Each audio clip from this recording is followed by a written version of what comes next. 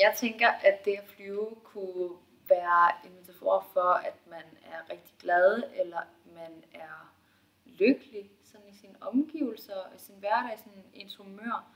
At det er, at man er lidt sådan, du kan være høj på livet, tænker jeg. Bare have en positiv indstilling til ting og sådan noget. Ja, jeg forbinder det også meget med frihed.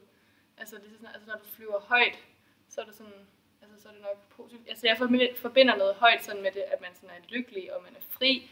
Og så forbinder jeg måske mere med, at når man flyver lavt, så er man måske mere bundet sådan af nogle ting, eller at man er måske knap så fri. Ja.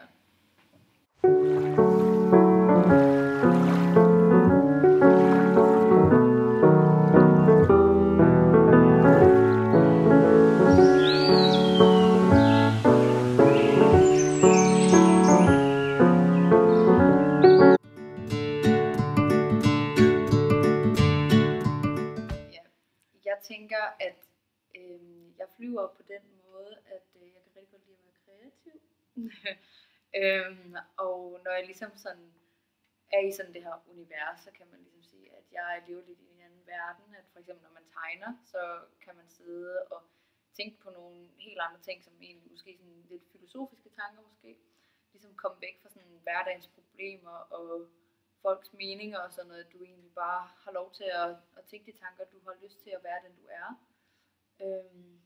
Så jeg tænker, at det, altså, at jeg flyver på den måde, jeg ligesom sådan lidt kommer væk fra det sted, jeg er i, og så ligesom kommer op i luften og tænker på nogle andre ting.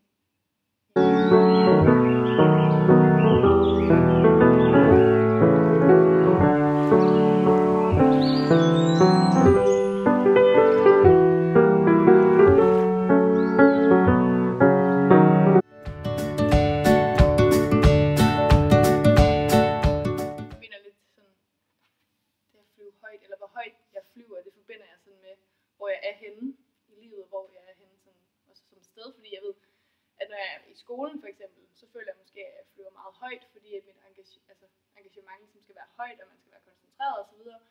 Og når jeg så kommer hjem og sådan kan slappe af, eller jeg går en tur, eller et eller andet udenfor, så føler jeg måske, at jeg flyver lidt lavere, fordi at så kommer jeg ligesom ned i niveau, og ned i tempo, og så flyver jeg nedad, fordi at jeg slapper af, og sådan.